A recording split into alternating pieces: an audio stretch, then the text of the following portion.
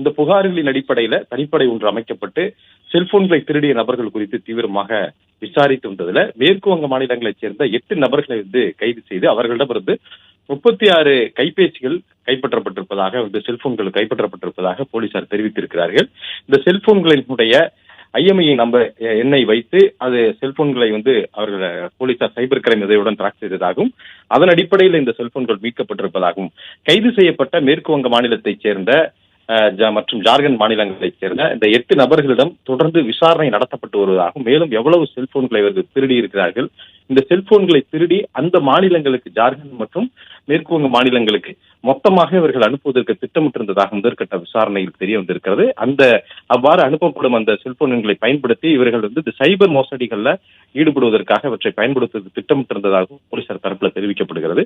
எனவே இதன் பின்னணியில் இருக்கக்கூடிய ஒட்டுமொத்த செல்போன் திருட்டு கும்பலையும் பிடிப்பதற்கான நடவடிக்கைகளை இறங்கியிருப்பதாக அதிகாரிகள் தெரிவித்துள்ளனர். பிளே ஸ்டோர் மற்றும் ஆப் ஸ்டோரில் இருந்து பாலிமர் செயலியை QR கோடு மூலம் பதிவிறக்கம் செய்யுங்கள்.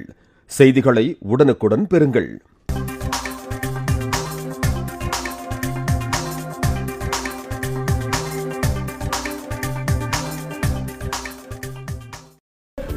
சென்னையில் நடைபெற்ற CSK RCB போட்டியின் போது ரசிகர்களின் செல்போன்களை திருடிய ஜார்க்கண்ட் மேற்கு வங்க மாநிலங்களைச் சேர்ந்த 8 பேர் கைது செய்யப்பட்டிருக்கின்றனர்.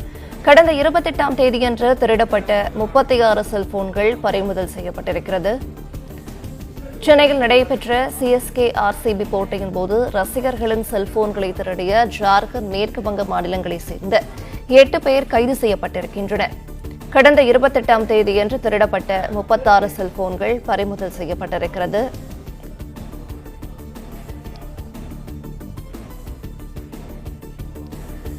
சென்னையில் நடைபெற்ற CSK RCB போட்டியின் போது ரசிகர்களின் செல்போன்களை திருடிய ஜார்க்கண்ட் மேற்கு வங்க மாநிலங்களைச் சேர்ந்த 8 பேர் கைது செய்யப்பட்டிருக்கின்றனர். கூடுதல் விவரங்களை செய்தியாளர் சரவணகுமார் வழங்கிட கேட்கலாம். சரவணகுமார், வணக்கம். மேலும் விவரங்கள்.